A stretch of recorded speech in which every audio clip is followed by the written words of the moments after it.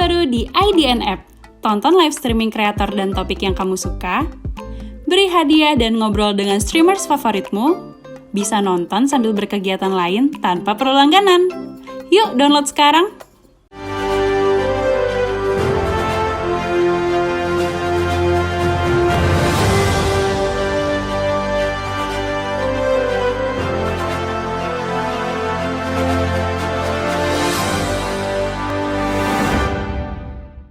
Halo Sobat Milenial, kalian sedang menyaksikan program Top News by IDN Times bersama saya Larasati Putri. Selama 30 menit ke depan kami akan menyajikan rangkuman Top News sepanjang hari ini, Kamis 3 November 2022. Kita awali Top News hari ini dengan informasi dari Kalimantan Barat. Seorang pengendara mobil tewas terkena peluru nyasar di kawasan lampu merah Jalan Tanjung Pura, Pontianak pada Rabu kemarin. Diketahui pemilik senjata itu adalah Bribka Franky Marpaung yang sedang membersihkan senjatanya di dalam pos Polantas. Akibatnya Franky pun terancam dipecat.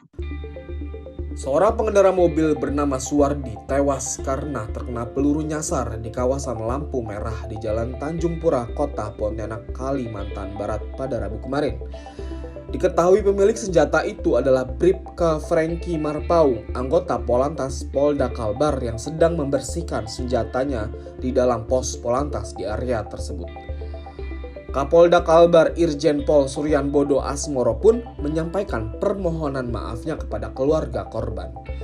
Ia menyesal dengan adanya peristiwa ini dan akan bertanggung jawab penuh. Itu Mbak ya. Yang jelas saya menyesali atas terjadi itu. Kemudian yang kedua, minta maaf kepada keluarga besar. Jadi tolong disebarkan, disampaikan. Terus kita juga akan mengurusi semua biaya di rumah sakit sampai pemakaman. Peristiwa peluru nyasar ini terjadi pada pukul 11.30 waktu Indonesia Barat. Saat itu, Bribka Franky menyempatkan diri untuk membersihkan senjata karena ia berpikir senjata tersebut terkena hujan dan takut berkarat. Sementara itu, Bribka Franky dikenakan ancaman pidana dan kode etik. Atas kejadian ini, ia dikenakan pasal 359 kelalaian yang menyebabkan seseorang meninggal dunia.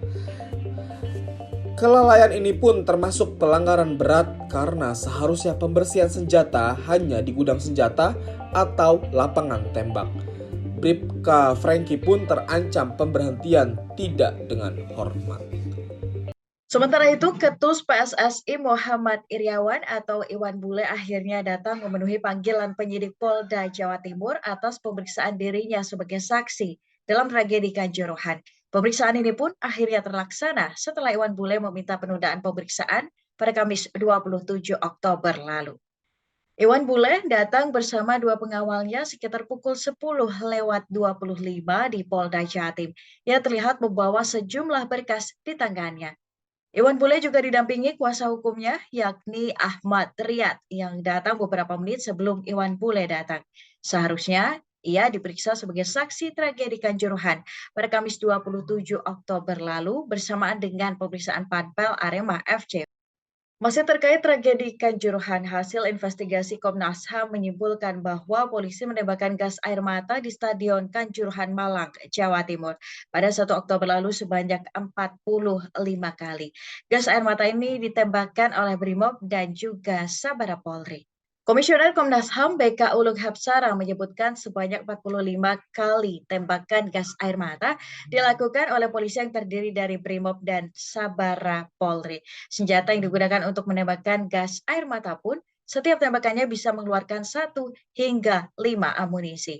Dengan begitu total gas air mata yang ditembakkan sebanyak 45 kali, jumlah tersebut dari 27 kali tembakan yang terlihat di video dan terdengar. Tindakan aparat keamanan saat tragedi Kanjuruhan itu bertentangan dengan regulasi FIFA, misalnya dengan adanya Brimob dan standar kerja pasukan huru-hara. Selengkapnya, kita simak pernyataan Komisioner Komnas HAM Hoirul Anam dalam konferensi pers yang digelar pada Rabu kemarin. Kesimpulan dan rekomendasi Komnas HAM untuk rekonstruksi peristiwa nggak akan saya bacakan, saya akan membacakan langsung terkait analisis faktual-faktual yang tadi dijelaskan oleh Pak BK. Dari analisis faktual-faktual itu, standing Komnas HAM kayak apa? Nah itu di situ nanti terus kita tarik kesimpulannya apa, apakah terjadi pelanggaran HAM ataukah tidak, gitu ya. Nah yang faktual-faktual tadi yang diceritakan oleh Pak BK itu bagian sedikit saja sebenarnya dari laporan lengkap kami yang jumlah halamannya di luar lampiran hampir 110, lebih dari 110 gitu. Nah itu fakta-faktanya kami setting dengan detail. Ya, berangkat dari teman-teman fakta tadi, yang pertama yang kami mempertegas adalah penggunaan gas air mata secara eksesif. Jadi secara berlebihan. Dalam peristiwa Kanjuruhan tragedi Kanjuruhan itu penggunaan gas air matanya terjadi secara eksesif. Ini karena bahwa penggunaan gas air mata dilakukan oleh aparat pengamanan secara berlebihan. Pada saat pertama kali ditembakkan gas air mata sebanyak 11 kali tembakan dilakukan dalam rentang waktu 9 detik ke arah tribun selatan atau Shuttle-ban selatan. Terus diperkirakan gas air mata yang ditembakkan ke arah tribun selatan dan tribun utara sebanyak 21 kali. Terus pada video terlihat 15 tembakan, 6 lainnya terdengar berupa dentuman. Setelahnya situasinya di lapangan telah kembali dikuasai oleh aparat keamanan. Habis itu 2 menit berikutnya itu sebelum gas air mata kembali ditembakkan. Jadi penembakan gas air mata itu ada jedahnya. Setelah sekian kali berhenti, lapangan dikuasai terus ditembak kembali. Nah itu yang juga membuat kami menganalisisnya di samping soal jumlah, itu juga soal eksesifnya.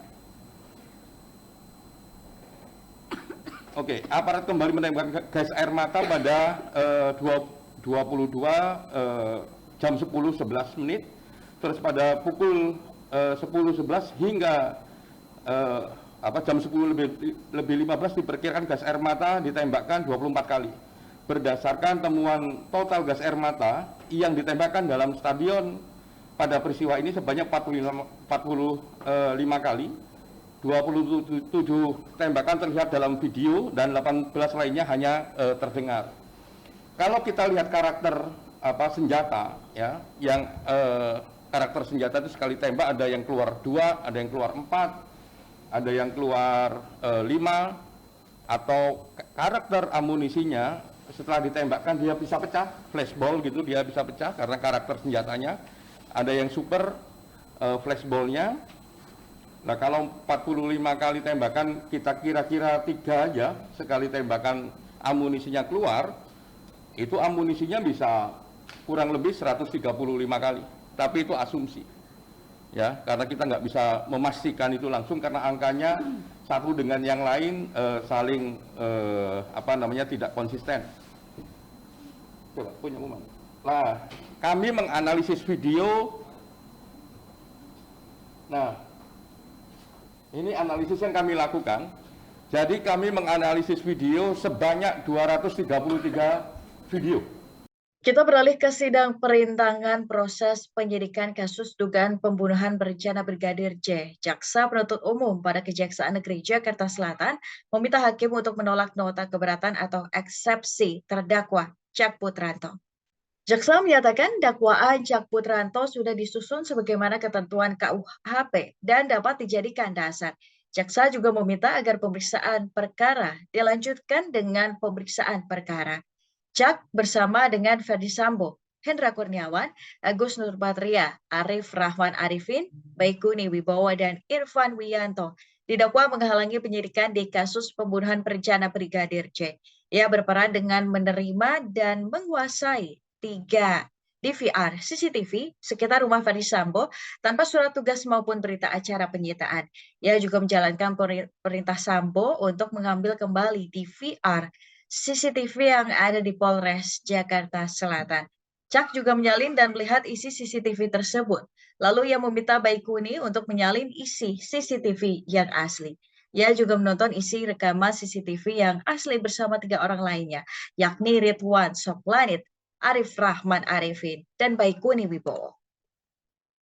Selanjutnya, asisten rumah tangga Ferdi Sambo, Daryanto alias Kodir, dicecar oleh KPU terkait keterangan yang disampaikan Kodir dalam sidang kasus obstruction of justice, pembunuhan Brigadir J, tidak masuk akal. Kodir sehari-hari bekerja di rumah dinas Ferdi Sambo di Kompleks Polri Duren 3, Jakarta Selatan. Di rumah itu ia bekerja seorang diri. Pada 8 Juli, bertepatan dengan Yosua dibunuh. Ia berada di rumah tersebut sejak pagi. Kodir mengaku periksa CCTV dan mengetahui jika benda tersebut dalam kondisi rusak pada 15 Juni lalu.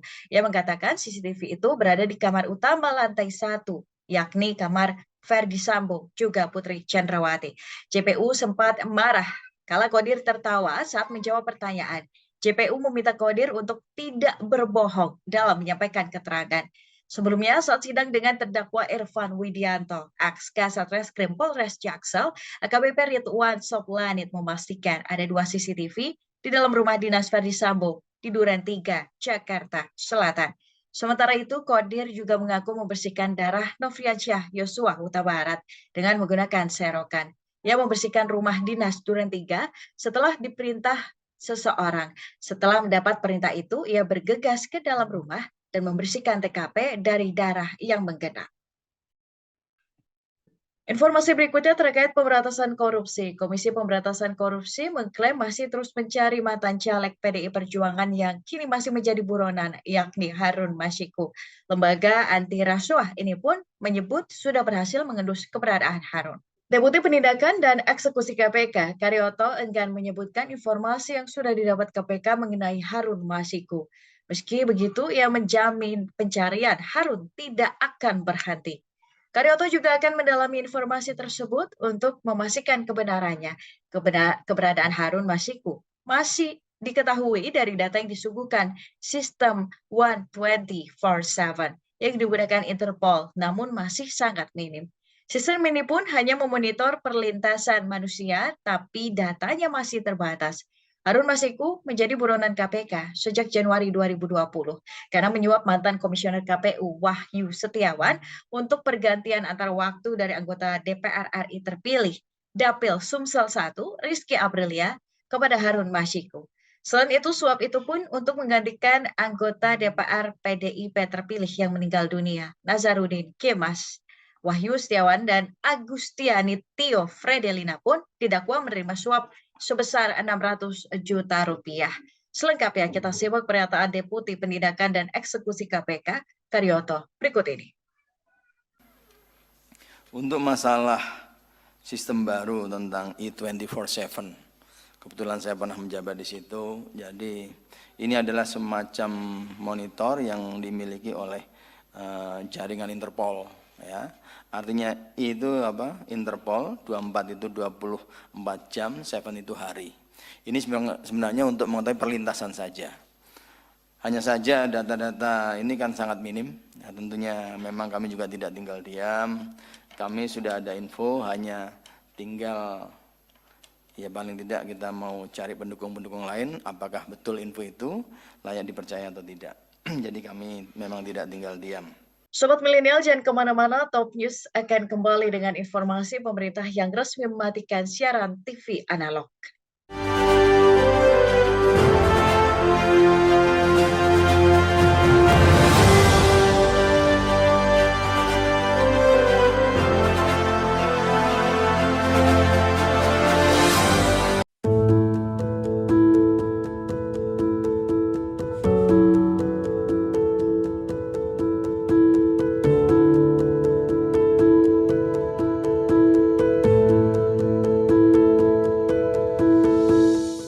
Halo teman-teman Community Creator semua, kalian apa kabarnya nih?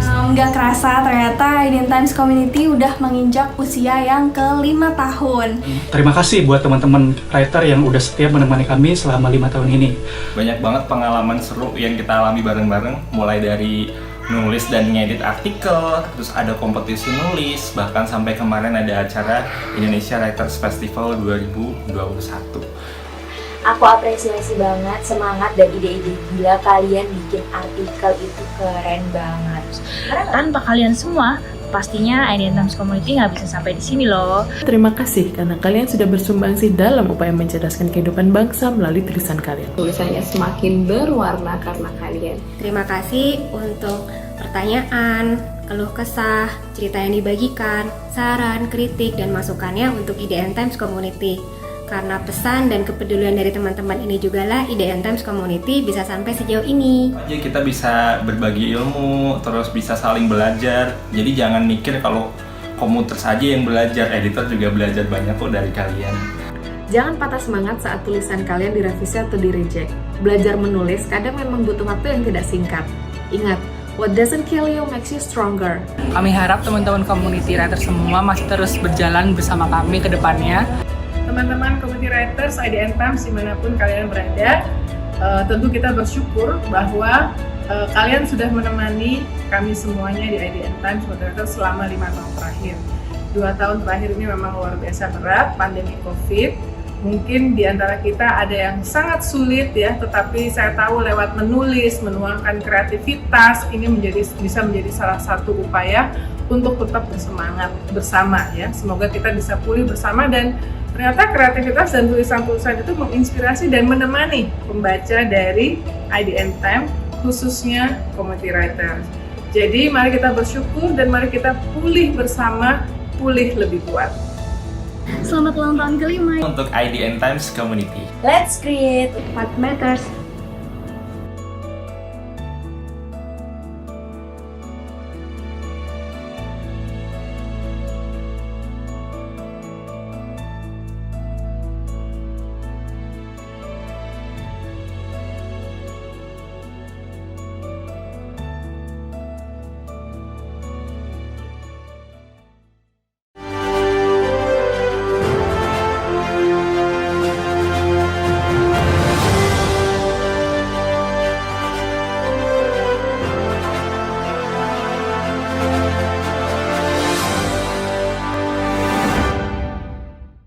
Masih bersama Top News, Sobat Milenial. Mulai hari ini, Kementerian Komunikasi dan Informasi secara resmi telah mematikan siaran TV analog yang berada di area Jabodetabek. Migrasi TV analog menuju TV digital ini nantinya akan bertahap ke seluruh Indonesia. Pemerintah secara resmi melakukan analog switch off pada Rabu pukul 12 malam. Nantinya migrasi sepenuhnya dilakukan dari siaran TV analog menuju TV digital. Namun peralihan TV digital tersebut baru dilaksanakan di area Jabodetabek saja. Meski demikian, secara bertahap akan menyeluruh ke semua wilayah Indonesia. Pada masa peralihan TV digital ini, masyarakat tetap bisa menonton siaran televisi analog. Namun dianjurkan mengubah tangkapan sinyal antena di rumah dari siaran analog ke digital. Sementara itu, Presiden Joko Widodo pada Rabu kemarin menggelar rapat terbatas membahas rencana pengembangan angkutan massal di perkotaan. Usai rapat, Menteri Perhubungan Budi Karya Sumadi memaparkan transportasi massal di Jakarta bisa menjadi contoh untuk di daerah-daerah. Hingga kini ada beberapa provinsi yang sudah melakukan studi, yakni Surabaya, Bandung, dan Bali. Menhub juga menambahkan menurut rencana saat pelaksanaan KTT G20 nanti akan ditandatangani beberapa proyek kerjasama pembangunan MRT Jakarta dengan beberapa negara selain Jepang. Berikut kita simak keterangan Menteri Perhubungan Budi Karya Sumadi seperti disiarkan melalui channel YouTube Sekretariat Presiden. Bismillahirrahmanirrahim. Assalamualaikum warahmatullahi wabarakatuh. Rekan-rekan media yang saya banggakan. Hari ini kami berapat dengan Pak Presiden berkaitan dengan angkutan massal perkotaan. Bapak Presiden menekankan bahwa angkutan massal perkotaan menjadi satu keharusan yang diintensifkan, baik itu menyelesaikan pekerjaan-pekerjaan yang sudah ada maupun merencanakan dan membangun angkutan massal itu sendiri.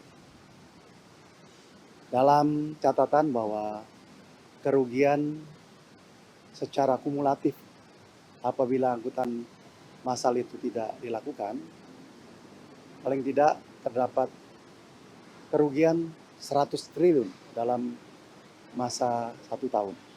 Oleh karena itu, cukup beralasan untuk dilakukan intensifikasi angkutan massal di semua kota.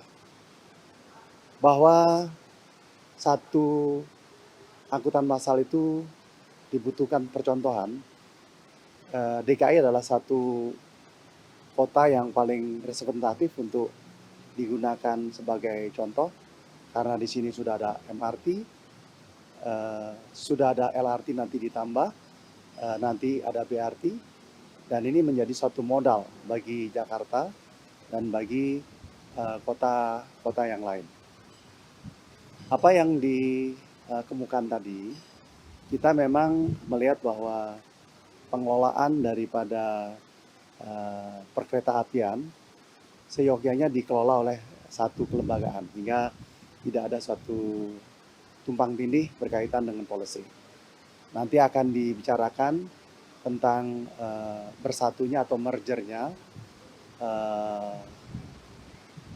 MITJ dengan KCI. Jadi bukan akuisisi, sekali lagi, di mana valuasi daripada nilai pada apa yang harus dilakukan, tentu ada penilaian dari BPKP, ada kajian hukum yang sudah ada dari Kejaksaan, Jamdatun, ini menjadi dasar.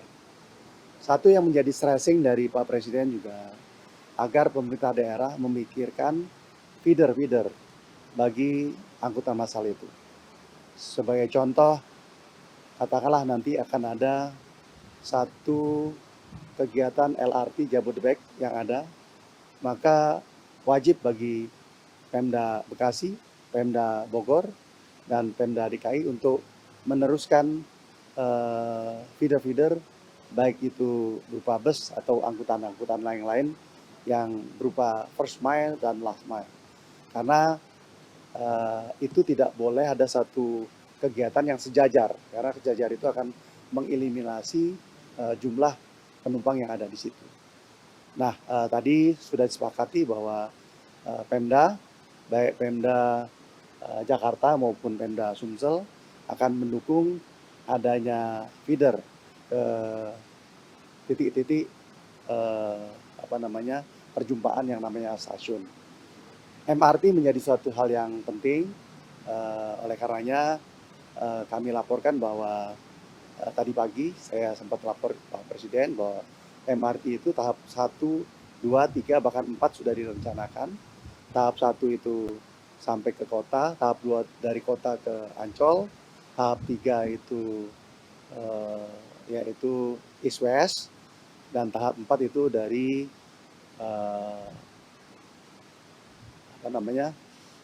Fatmawati menuju ke Taman Mini. Nah, itu yang membanggakan adalah investornya tidak aja Jepang, tetapi Korea dan Inggris akan masuk sebagai konsorsium yang memberikan loan, ya. Dan kami rencanakan pada saat G20 ada signing antara pihak Indonesia, itu Kemenhub dan DKI, dan pihak Jepang, Korea, dan Inggris. Sehingga ini merupakan suatu payung konkret yang bisa diandalkan. Pak Presiden memang sangat visioner dalam hal angkutan massal ini. Nah, oleh karenanya saya pikir apa yang dilakukan ini juga kita rintis. Jadi kita catat ada beberapa studi-studi yang sedang dilakukan. Bandung dan Medan itu kita bersama dengan World Bank melakukan satu kajian berkaitan dengan angkutan massal improvement. Surabaya dengan Jerman ada satu kajian-kajian yang nantinya akan dapat digunakan untuk mengimprove angkutan massal di Surabaya. Sedangkan di Bali kita sudah mendapat soft loan. Ini soft loan semua itu, ya, studinya. Bandung, bukan grand semua itu. Bandung, Surabaya, Medan, dan Bali. Sobat Milenial, jangan kemana-mana, Top News akan kembali dengan informasi skuad Garuda Muda yang berhasil menaklukkan timnas Moldova. IDN Programmatic OOH is the first internet and GPS-connected out-of-home media platform.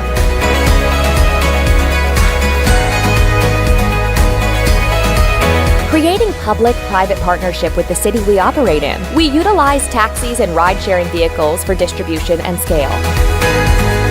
Our proprietary technology provides granular audience targeting from hyperlocal location, time, weather, to dynamic content.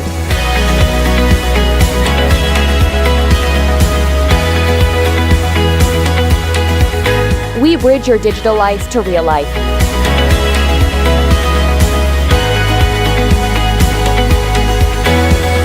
Our innovation revolves around engagement and impact with emphasis on action. IDN Programmatic OOH. Smart screens for smarter cities.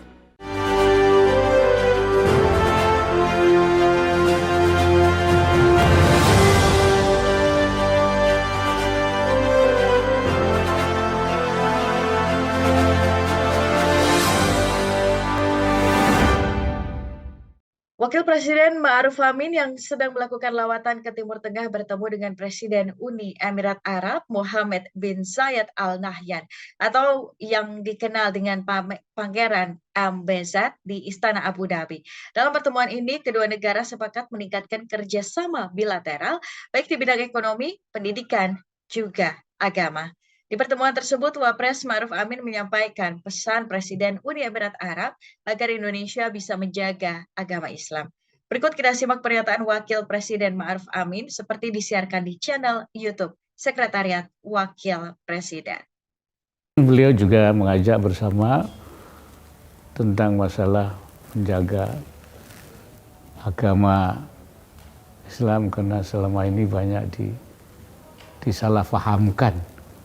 Ya, ada yang membelok-belokkan sehingga beliau menganggap perlu kita jaga supaya sesuai dengan apa yang pemahaman Islam yang benar, ya, pemahaman yang murni yang tidak disalahpahamkan,